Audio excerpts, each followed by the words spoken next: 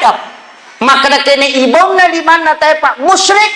Natin ibaw liman na guru itu. Magina ka na musyrik. Bikin musyrik Nabi tidak mencium tangannya tukang batu. Ang katukang batu pak laibaw liman na kunabita. Majama isiba nabita na makakaropa liman na tapangala liman na labita. Karena tangannya Nabi lembut sekali.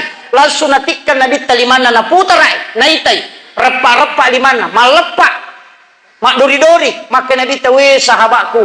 Aga kasih mujama na kwa limamu Nasa jama-jamak ya Rasulullah memecahkan batu. Kemudian saya jual dan itulah yang saya berikan makan kepada keluargaku. Karena saya takut mengambil harta orang dan saya takut mengambil harta yang tidak jelas. Nah yala di mana? Napa nabita na bau di mana yo nak tukang batiwe? Napa makada? Seandainya makku manangi umatku pahanna, maka saya sudah tenang karena dia semua adalah ahli surga. Makanya tukang batiwe itu ya hati. Katu jaminan na tama surga tapi pamborongnya hati-hati.